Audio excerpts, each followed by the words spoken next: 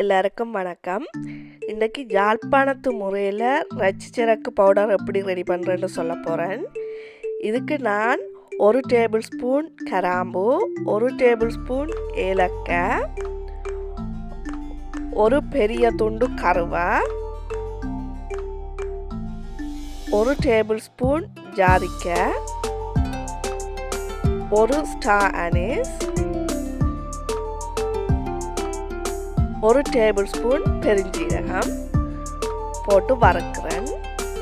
லைட்டாக வறுத்தா காணும். அந்த மெல்லிய சூடு வந்து இந்த வாசம் வந்த உடனே இறக்கிடணும். நல்லா வறுத்தா அந்த கலரும் மாறிடும், அந்த வாசமும் போயிடும். கருவாவை கொஞ்சம் உடைச்சி போடுறேன். உள்ளுக்கு கொஞ்சம் சூடு எரிச்சுதுண்டா அரைக்கிறதுக்கு ஈஸியாக இருக்கும்.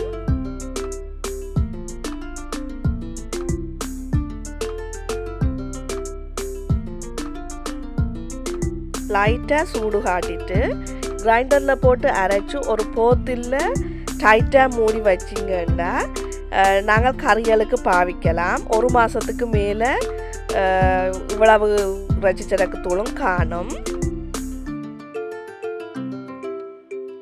இனி நான் நார்மலாக பருப்பு அல்லது மெட்ட கறிகளுக்கு பாவிக்கிற மிளகு சீரக பவுடரையும் எப்படி அரைக்கிறேன்னு சொல்ல போகிறேன். இதுக்கு நான் 2 டேபிள் ஸ்பூன் மிளகும் 2 டேபிள் ஸ்பூன் நற்சீரகமும் போட்டு லைட்டாக வறுக்கிறேன்.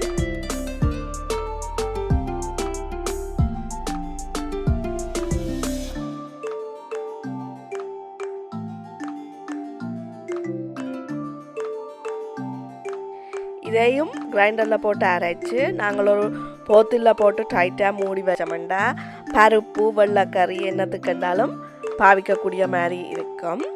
நீங்களும் ட்ரை பண்ணி பாருங்க. உங்களுக்கு இந்த வீடியோ பிடிச்சிருந்தால் லைக் பண்ணுங்க, சப்ஸ்கிரைப் பண்ணுங்க, ஃப்ரெண்ட்ஸோட ஷேர் பண்ணுங்க. இன்னும் ஒரு வீடியோவில் சந்திக்கிறேன். நன்றி.